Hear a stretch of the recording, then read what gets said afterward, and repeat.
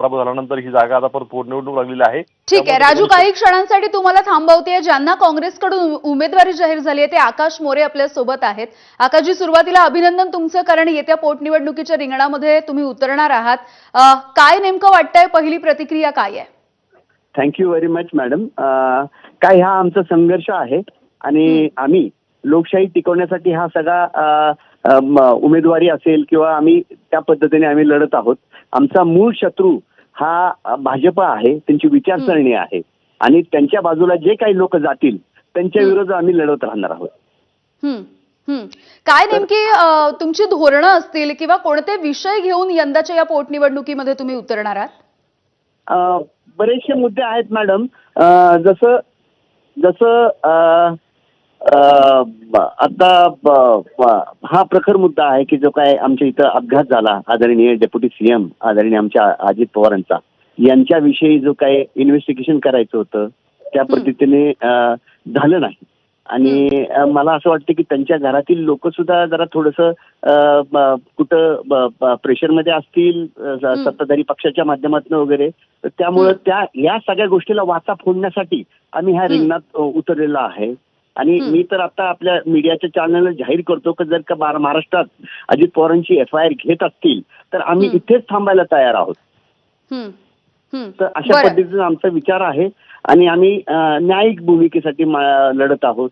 आणि ज्या पद्धतीने भाजप जे हे करतंय, दबावाचं राजकारण करतंय, प्रतिगामी राजकारण करतंय, याला उत्तर देण्यासाठी आम्ही हा संघर्ष उभा केलेला आहे।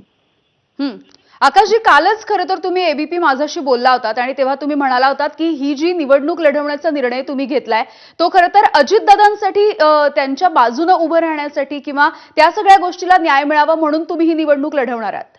अगदी ॲब्सोल्युटली हे एक मेन कारण आहेच।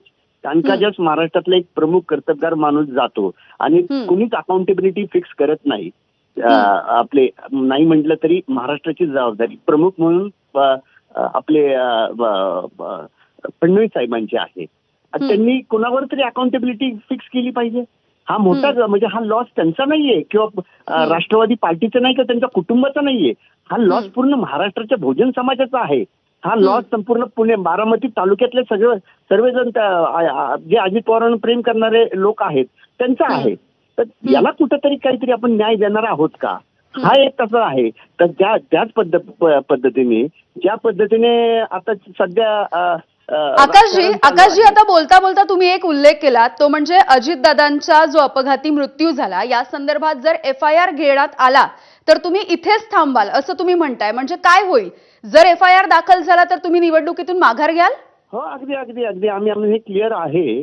कारण का आम्हाला बेसिकली आम्हाला काय आहे, आम्हाला इंटरेस्ट आहे की कुठेतरी न्याय मिळावा आणि जे काही बुवाबाजी फोफावली महाराष्ट्रामध्ये खराच्या रूपाने ह्या सगळे म्हणजे अंधश्रद्धेकडे आपण महाराष्ट्र चालवलेला आहे, हा कुठेतरी थांबण्यासाठी आम्ही हा प्रयत्न असणार।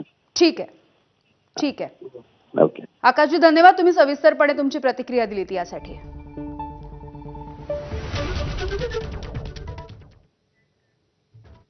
बघूयात पुढची बातमी। बारामती पोटनिवडणूक